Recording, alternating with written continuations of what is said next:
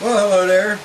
My name is Dan, and this is going to be about eBay and you.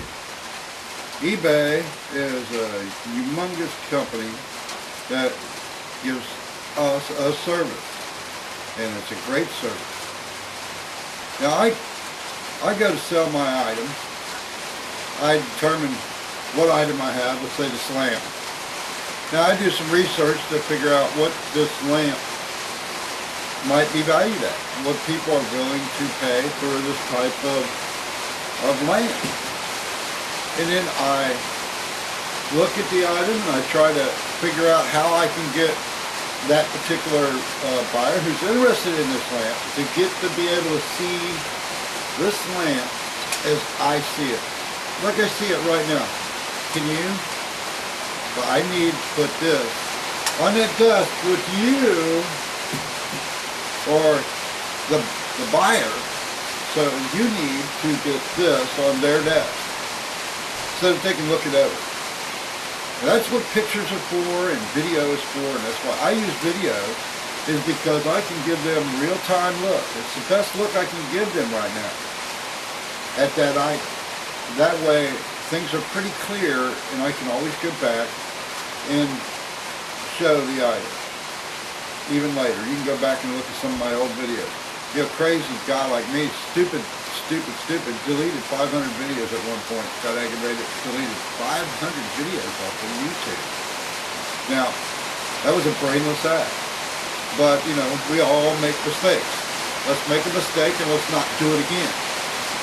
But you need to put this piece as closely in the hands of the person who's interested in buying it, so that they feel comfortable with it. You also have to make sure that every transaction that you have with someone is clean. That means once the person buys this, take extreme care, because you don't own it no more. They do. And they pay you. And once they pay you, their obligation is over. Their obligation is to make sure that they look the item over well before they purchase it. And if they have any questions, they're supposed to contact you with their questions. So I always tell people, make sure you contact me if you need to know anything. And my number, my phone number, my personal phone number is right in my description. I make sure that people can get in contact with me in many ways. So I eliminate a lot of that kind of problems. Now, once they have looked it over and hit that button and bought that item and paid for it, I almost immediately leave feedback, because their obligation in this transaction has been fulfilled. They have fulfilled their obligation. There's no need for me to leave bad feedback. What would I be leaving negative feedback for? I mean, why would I hold the feedback and not give it to them immediately? They have done what I need them to do. They're helping me by purchasing my item. And if they purchase your item, they're doing you a favor. You're not doing them a favor. If you're doing them a favor, don't list anything and get off of eBay. We have no need for you. This item is going to get to them in as good a shape as I showed them.